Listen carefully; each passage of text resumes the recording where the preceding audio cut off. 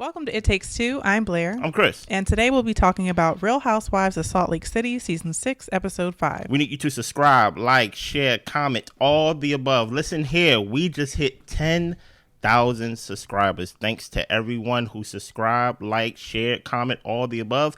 And in celebration, we are going to continue with our list of 10 YouTubers that we want you to subscribe to. We are on video 3. We said we're going to do 10 videos where we give 10 YouTubers, and we on video 3. Y'all ready for video 3, Blake? You ready? I'm ready. Who is it? It is Bonnie Scotch. Now listen here. She reviews Housewives of Potomac, which we don't do no more. Right. And she does a great job with that, as well as she does a great job with Salt Lake City, which we are reviewing in this video, as well as her other content. I like her energy. I like her work. Listen here. If there's no lies in my rap. Is that hurry up and go over and then come back and finish this? Yeah, exactly. Go right now. You ready to walk us through this episode? Yes. Let's go. So Whitney brings all the ladies together to celebrate love, laughter, and wine at the vineyard. Oh, my goodness. Mary is concerned about the location because the former owner unalived himself and his wife on Christmas Day in front of their dog. Well, I was like, well, he didn't do it there. Yeah. That's a lot to digest. Mary, let me tell you what I'm concerned about, because this is actually my first season of watching Salt Lake City. Mm-hmm. And if y'all watched the past reviews, y'all saw my live reaction when my wife told me who Mary is married to. Yes. She is married to her grandfather. I understand that, it's her step-grandfather, but there's still the title grandfather into it. Mary, you is probably one of the top people that I liked on the show based on what I seen, but me and you got to have a meeting. We got to talk about this because I'm troubled. Okay, let's keep going. So Angie comes in with a box that she hides underneath the table, or Tupperware, as Mary would call it. Okay. Bronwyn comes in full bloom in a full flower outfit. Yeah. Meredith comes in looking like a virus per Mary. Oh, well, okay. That's fair. I actually didn't mind Meredith's outfit. It wasn't the best, but I was just like, okay, it is definitely a take on flowers with denim. You know what I'm saying? I'm just like, hey, listen here. It's beyond me when it comes to I'm not a fashion girl. Yeah, I'm saying. So it's beyond me. You see me with the same black sweater I have on every video. I'll just defer to Mary. Yeah, pretty much. Whitney shares that she hasn't been happy recently. Her being wild and fun ended up causing Justin to lose his job. Yeah. She changed, but she lost everything anyway. So she decided she's going back to being herself. So Whitney brought a spiritual intuitive counselor to do some readings for the ladies. And it was really funny, all the responses, because some of the ladies were excited. Yeah. Heather didn't know if she could touch the man. Can I hold his hand? Don't touch me. When he said he's a psychic. He ain't got to touch you to do it. He's a psychic. And it's funny because when she actually went to meet him, she was like, can I shake your hand? Listen here. We can't. There's certain people you just can't take nowhere. You get what I'm saying? It was funny, but Mary is not a fan. No, at all. Listen here. Mary is one of those people. You said she has a church, right? Yes. Yeah, they're not really into the whole spirituality when it comes to like psychics and stuff like that. That's more on the witchcraft side, to where they like, we don't really play with demons. You get what I'm saying? Mary, I see you, but we still got to have that conversation about stepfather, step grandfather, the life that your grandmother had, that you have. We gotta have a talk about that. So they start the tasting. Angie's talking about how her house is up for sale. Yeah. Brittany pulls out her phone and starts looking up Angie's house on the spot. Ooh. She says, price adjustment, that's not good. And she asks Angie, why didn't you come to me to list your house? And Angie tells her pretty much, I just met you, and my child's godparent is the one who's listing the house for us. Yeah. So apparently the house was listed too high, according to Brittany, because you shouldn't have to do a price adjustment. You should price it correctly the first day. And it's been on the market for over 200 days. Yeah. Angie calls her clueless because you don't know about the area that I live in. It's a $4 million house. It's not going to get swooped up that quickly. And then Brittany gets a call from Jared. Now, I want to stop you right here. Okay. Do you think what Brittany did when Angie said, hey, ladies, my house is for sale and things of that nature, just informing people about their life, about her life, that Brittany pulled out her phone and actually looked it up on the spot? Did you think that was rude of her to do that? I do think it was rude. Even if you're a real estate agent, you ain't at work right now. Exactly. Okay, we just talking, holding conversation. If I start coughing, I don't need one of my nurse or doctor friends to tell me what they think is wrong with me. Oh, yeah. Okay, so absolutely inappropriate. But I'm like, this whole tasting felt like a fever dream to me. That's why my sign says like sponsored or hosted by the Mad Hatter, because everyone is mad. Everyone is crazy. Yeah. I think it was rude. I think since I've been for the past 2 years since we've been doing reality TV, I learned certain words like shade. Yeah. You get what I'm saying?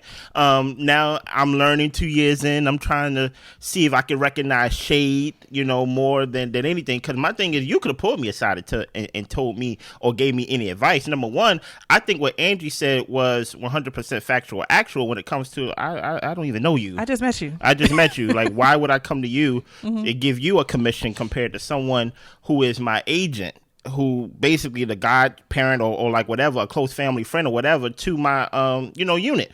But I will say this though, that doesn't make, even though what Britani did was shady, it doesn't make what she said wrong. Right. There is something, put it like this. If you are going house shopping, if anybody who is in the market for a house, look for those houses that are on the market for 200 plus days, 100 plus days even, because ask for more off. Best believe they're going to drop that price. Yeah. You get what I'm saying? Usually you don't want to keep your house on the market for too long. That's why some people put their house on the market, and if there's no one biting the bait, they take it off. So you won't see on the market for 200 days and things like that. And maybe Angie, you know what? Maybe you need to fire your real estate agent and maybe get with Britani, because your house should not be on the market for 200 days, even if it is the $4 million house and things of that nature. Yeah. So Jared and Britani are still talking. Remember when Whitney held her on her shoulders to get through to her, to take a 30-day break so that way your daughter can see you trying? Britani decided not to do that. Ooh. Yeah. So apparently Jared met up with Whitney's husband, Justin. Jared felt like Britani gets back with him when he wants a vacation or a gift. He spends money on taking care of her bills. Britani hates that Jared painted her as a gold digger. An extra comment that was thrown in was Bronwyn saying she worried about me being a gold digger, and look at who's calling her a gold digger. Her man, essentially. The one who got a hand over the gold, right? Okay, true. Whitney's flower arrangement comes crashing down a couple of times as Britani is trying to talk about her relationship with Jared, and I was very happy that the universe, God, decided to knock them flowers down, because don't nobody want to hear about Jared. Now, listen here, guys. I need y'all to be patient with me, because this is my first season of Salt Lake City, and I'm still learning. I got 90% of the names down. Is Britani the one that is allegedly a bad mom? Yes. And things like that. See, look, I'm learning. Yeah. Yeah, it's proven to be factual, right? The time where you could have took a break and actually try to reconnect with your kids, she chose to do what? Not to. Right. Like my whole thing is this. You can't cry that you're not close with your kids while at the same time not putting forth the effort to be close with your kids. Exactly. Like it just doesn't match. Yeah. So Whitney decides to send Britani to talk to Terrence first, I think, because we need to change the vibes, and you kind of being annoying a little bit. Yeah. So Meredith presents her concerns to the ladies. She asked Lisa if she was trying to spread negative rumors about her family. Lisa says no. She was careful about not saying anything negative about Meredith to Angie specifically, but she also feels like she's worked on being a better friend to Meredith. Okay. I will say that I don't think Lisa can be a better friend to anybody unless they're doing something for her. Lisa is just a very erratic person. And I think that if you rub her the wrong way, or she perceives you've rubbed her the wrong way, it's going to be a big issue. Yeah. I don't think you could be friends with Lisa unless you are prepared for the friendship to be like this. Oh, yeah. And you're this. Maybe this is too high. You know what I'm saying? Unless it's like that. We seen, or at least I was told that, what's her name? Oh my goodness. Heather? Yes. Heather tried to be friends with Lisa and things like that. And Heather tells her all the time, hey, our life's not really that much different. Like, we ain't really much different. Oh, girl, we are much different. You're poor, I'm rich, basically, right? I'm cool, you're not. So that's why it's like, I don't think Lisa is looking for a friend to be equal with. She want to be basically the star of every friendship, or basically the star in the room. Unless it's Ben Affleck, and then she can brown nose. And that just lets me know how dated she is when it comes to basically her age range or whatever her social circle is. Ben Affleck, I guess he cool. Listen, I know the name. Yeah. You get what I'm saying? I know the name. He's an A-list celebrity. I mean, put it like this. He listen, I'm not trying to, this is not me trying to throw shade at Ben Affleck and things like that. He was a good Batman. okay Batman, I guess. But when it comes down to like Ben Affleck as a movie star and stuff like that, I wouldn't put him up there with the. He's just not current. We'll say even back in the day. Okay. Back in the day, he was mostly known for what? Being with Jennifer Lopez. Okay. Not really like a great actor. So that's why I'm like, I guess if we want to throw Ben out there, sure, that's cool. Yeah. So we see Britney's session with Terrence. She's feeling disconnected from her daughters. Yeah. He mentions the daughters as well as the youngest one and saying that she's not communicating and you need to spend some time getting to know them all over again. I mean, Whitney literally told her the same thing. But, yeah. But here's the thing about it. Like, do I believe in psychics? I that's not my thing, right? I think if you watch the show, you can kind of get some spark notes. Or even if you Google them, people. Exactly. So that's why I think his name is Terrence. Yeah. I think he came in prepared, if y'all know what I mean. That's what I'm saying. I'm not mad at Terrence. Get it how you live. Get your money. Mm-hmm. You get what I'm saying? Brittany, the one that's not good with her kids. You need to be closer to your kids. You see how easy that is? Yes. Lisa thinks that Angie shreds her behind her back. She's a bully and a liar. And she talked about her kids line. Yeah. Meredith tells them both to stop going low. Heather is surprised that Meredith let Lisa off the hook this quickly because Meredith will be mad about a text message. Well, we know she got really mad about Brittany trying to record them in that van. Mm-hmm. So after Lisa's event, Angie thought that they were good, but she was surprised that Lisa sent someone to get the product. So, and the way I'm talking about it is not how it happened. No. It was screaming and hollering and yelling and all types of stuff. But at the end of the day, the product was in the basement. Like the product was basically a prop. Collecting dust. It wasn't being sold and things of that nature. At least it was still in the store. Yeah. You get what I'm saying? But the way they were going at it, that's why my sign says what it says. Like, y'all just need to fight. Like, and I'm not telling them to fight, of course, these white women on TV and things like that. But I'm like, this whole yelling match, because this episode was basically just a yelling match, right? This whole yelling match where it come down to Lisa versus Angie. And I have to ask Angie the question, Angie, like eventually, like, what do you want out of this? Yeah. Like, because if it comes down to a yelling match, I don't think you're going to beat Lisa. I think Lisa could do that all day, right? But it just comes down to where she had you on your heels. And I'm like, eventually, what do you want to be friends with her or not? You get what I'm saying?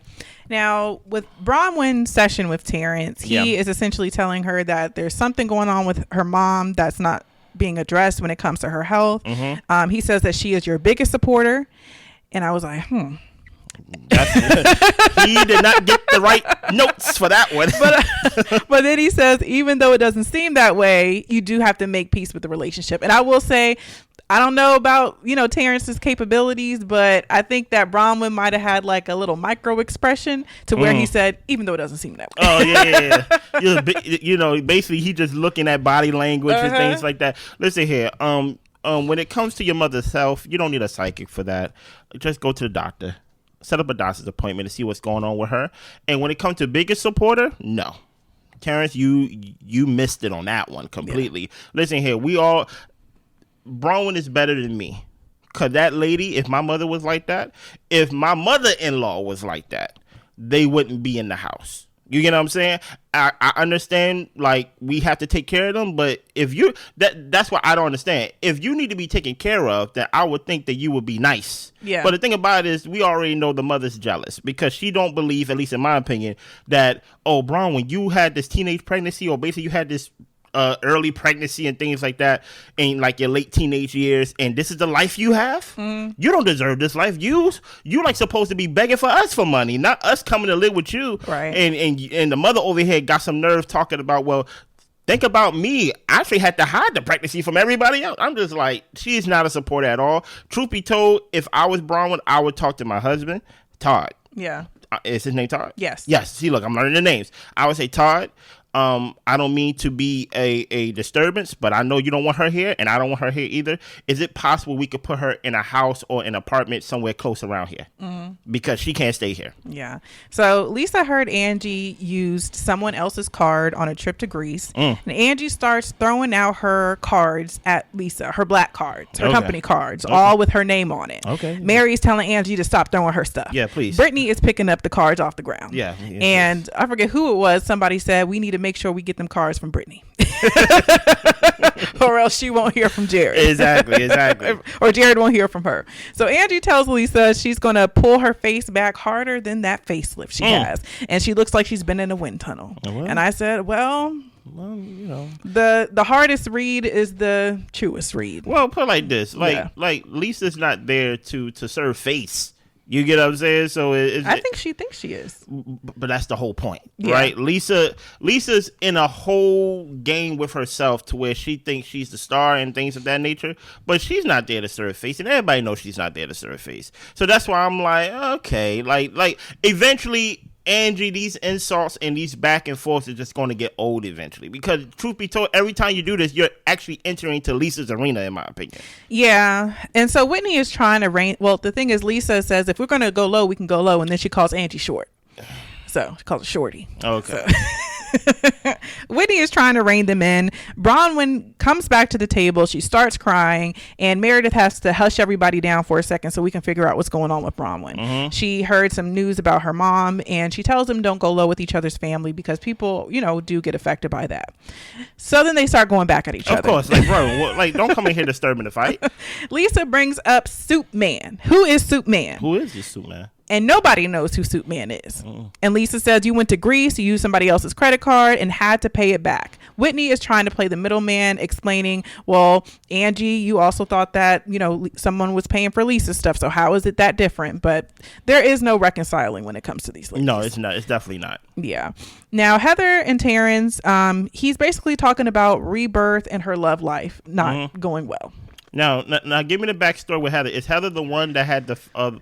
It's Heather. No, Heather's my favorite for that's your fave. For this season, right? And I'm going through the whole entry level of Salt Lake City, to where you are a big Heather fan, and then eventually she take you on waves of up and down. Disappointment. Right now, I'm on up. What is going on with your love life, Heather? I want to know. Yeah. Well, Lisa and Terrence talk. She is working on rebuilding trust with her husband. There are some communication issues that they need to get through, and he's telling her that they are on different paths and they're having a hard time being on the same path. Okay. She admits they're not on the same team, and she does feel alone sometimes. Now, when Lisa comes back to the table, she pretty much just says, she says some things about the family and, you know, the business is going good. Something like that. Yeah. Now, I have a question for you, Blair. Is it possible, let's say we use Terrence Spark Notes that he looked on Google and got his readings from, right? That he said, hey, you and your husband, y'all not really trusting each other. Y'all not really on the same page. Basically, y'all need to in a rebuild. Let's not say trouble in paradise, but, you know, it's on rocky terms at the moment. Do you think that maybe Lisa is basically lashing out because maybe what's going on in her private life? You think? Yeah, but I mean, I think that's just Lisa's personality. Okay. I think she's just a self-centered, emotionally dysregulated person. I think that even in her relationship, if there's any issues there, I think it's because Lisa doesn't listen. Oh, okay. So I don't think it's so much like, oh my gosh, my husband's stressing me out. I think it's like, oh my gosh, like people aren't doing what I want them to do. Oh, okay. Because I'm Lisa. Because I'm Lisa. Okay, makes sense. Yeah. Now, Angie doesn't think it's fair that Lisa can say whatever she wants and she just has to sit there. And Mary tells her, you accepted when she was digging up things before on other people when y'all were close. And Heather says, look, we all just know how Lisa is. And I will say this. I don't think it's fair to get on Angie when they're having their disagreement. I do think that the ladies probably feel like they can speak more sense into Angie because she might be a little bit more willing to listen, and maybe she can de-escalate the issue, and Lisa is just never going to come down from the clouds.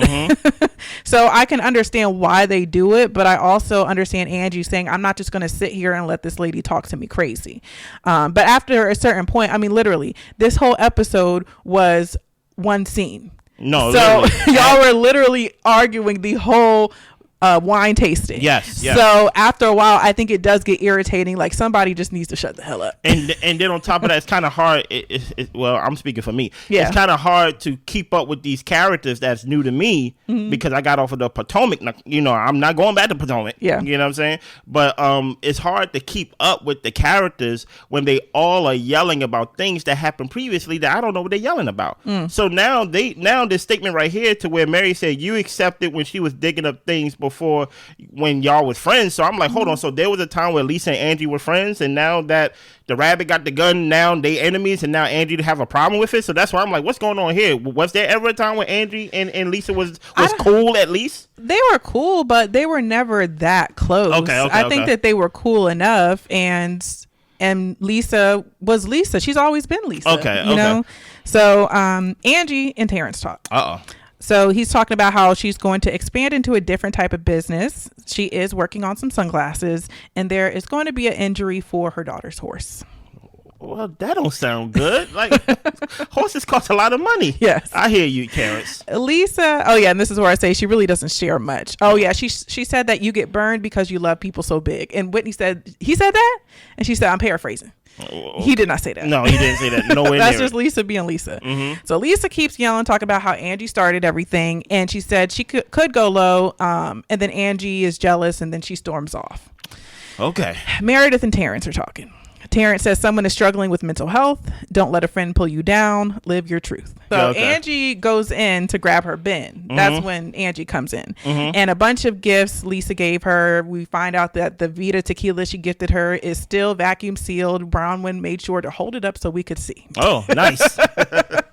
And Mary tells Lisa to be a grown woman and to find a way to fix it.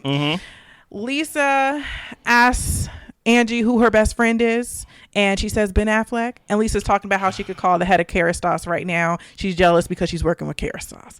And I'm like, how could Angie, the hairdresser, the owner of these salons, who has multiple franchises based off her salon, be jealous off of you being the face of Kerastase or the hair of Kerastase? I don't know. Listen, I don't know what it is, but this is not a situation to where no one on the show don't have money. Everybody have money in their own right. Everyone is wildly successful. Whitney's going through a hard time. Yeah, Whitney. But yeah, you know, praise to you. But everybody got money. But that's what happens when everybody got money. Somebody got to be who got the most money. Okay, who's the biggest dog? Oh, matter of fact, if it's not money, I gotta insert some social circles. Ben Affleck, or like I was around this, or I was at the courtside at the Jazz game. The Jazz is not a good team, y'all. But I'm just saying, like it's just one of those things to where it's basically just the female version of a dick slinging contest, basically. You know. So Terrence and Whitney had their session. He is telling her that she has shut down. Communication isn't going well in the house, and there's some stress around the business. Yeah. So, of course, Wild Rose Beauty made Whitney feel like an equal in, her relationship, but it ended up hurting her because Justin wasn't as interested in the business, and she doesn't really feel like she can talk to him about that. Oh, yeah. Now, listen here. This is the one that's struggling with the money right now at the moment, that she got to pay some people back. Yeah. Listen here. There's one thing that's going to break a marriage up is money or business when it comes to trust and things like that. If one person feel like I trusted you with something and you kind of failed with that, the other person go feel like, you know what, I don't want nothing to do with this. It's go basically, I'm here, my body is here, but I'm not really in the marriage. Perfect example, if we want to go back to Potomac, Robin and Juan, right? Same thing. You get what I'm saying? Whenever there's like, when y'all in business, or with one person in business and another person not interested in that, there's going to be some type of hills and valleys when it comes to that. Yeah. And I don't know. I think that it would be great if Whitney had that conversation with Justin. I'd like to see it on how that goes, because he seems to be like a nice enough level-headed guy. Yeah. So I think that they could get through to that conversation, but I'm sure Whitney is just dealing with a lot of guilt and shame right now. Of course. So I think that's part of probably why she hasn't broached the conversation. So Bronwyn tells Lisa and Angie to apologize and end it. Terrence says that if there's a friend that's a snake that you can't trust, maybe you need to stay away from their chaos. And this is where Lisa walks right through Whitney's session. Now, Terrence, you was on, hit the nail on the head on that one. Now, as Angie is yelling and hollering about how she's not going to be bullied by Lisa, she ends up dropping the horse that Lisa gifted to her daughter and broke the horse's leg. So Terrence is indeed a psychic. I thought he was talking about a real horse. Okay. Continue. So Mary is telling Angie that she needs to calm down. It's not that deep. No one is questioning your reputation. But Angie is pointing out how she's not going back to this friendship like all the other ladies did, including Mary. And Mary said, I'm done with you. And she storms off. Now that was, what's that, guys? Shade. Okay. I hear you. Continue. Yeah. And I honestly didn't think it was that bad. But I mean, Mary, I'm not going to say Mary is sensitive, but I think when it comes to her relationships, she doesn't like when people are opposite or maybe have like a distasteful comment about her, you know? Well, put it like this. I think the context for how this episode went, everybody's emotions is heightened. Yeah, that's true. So because for one, everybody's yelling the whole time. And then they're going to speak to Psychic Terrence in the corner. He's getting you all emotional. Yeah. So imagine the only type of peace you have, or the only moment of peace you have, is when you go in the corner and talk to Terrence, and then you come back and they're still yelling, right? Mm-hmm. So Angie is basically like, I ain't gonna be like the rest of y'all. You get what I'm saying? So that's what Meredith's like, you know what? I'm just... At this point, everybody just tired of basically, why are we still yelling? Why are we still arguing? Lisa's gone. You get what I'm saying? Like, can we just get back to normal? Can y'all stop this? So, yeah, I kind of understand why Mary could take it like, you know what, y'all be yelling for over an hour now. Mm-hmm. I'm tired of it. So Angie is making it completely clear that she has no soup affiliations or anybody. She doesn't know anybody with soup affiliations. Mm-hmm. Bronwyn has the same experience with Lisa and tells her, you don't have to take it, but you don't have to engage with it. And at this point, I think everybody's just tired of hearing Angie hollering because she's standing up and yelling and Lisa's not even here no more. Mm-hmm. So Heather sees what Lisa is doing, but we give each other grace. Mm-hmm. And Angie knows that she's, you know, even come to like Britani kind of, sort of. Well, so so she can understand that. And listen, I had 6 credit cards. I only got 4. Exactly. Come on, Britani. Where's the other 2? You get what I'm saying? Go ahead. Britani ends up calling Jared and asks if he has paid any of her bills. And he says that he's helped out sometimes. Well, Bronwyn starts yelling and says Britani is giving him up for Lent and hangs up the phone. Britani, please keep Jared away from us. Yes, please. They didn't even want her to call him. Yeah. Now, I want to address something that Bronwyn said, right? Sure. Bronwyn said that she had the same experiences with Lisa and that you don't have to take it. Mm-hmm. You don't even have to engage with it. I think Bronwyn is right, especially since she's a people pleaser. She said it herself. But one thing that Bronwyn has the benefit of, and if you want to call it a benefit or not, remember when Bronwyn got into it with Lisa a little bit and then Lisa called her privately to apologize and things like that? Lisa's not doing that with Angie. Yeah. So right now, Bronwyn kind of see Lisa in a better light. Because we kind of had a peace treaty type of conversation compared to just kind of like, you know what, we went from yelling at this dinner and now we're yelling at that dinner. Something was in between to where Lisa gave an apology to where Bronwyn could be like, you know what, like, just don't engage with it because you're not going to win. Like Lisa's not going to be the type to let you win or give you an inch in anything. You get what I'm saying? Yeah. So that's why I was like, I agree with Bronwyn, but at the same time, you got your apology. Exactly. You know what I mean? Like, you got your apology. Let me get mine however I'm going to get it. Right. You know what I mean? Right. And that's all I really got. It was a chaotic episode, but I was thoroughly entertained the entire time. Listen here. I would like more episodes to not be like that. Exactly.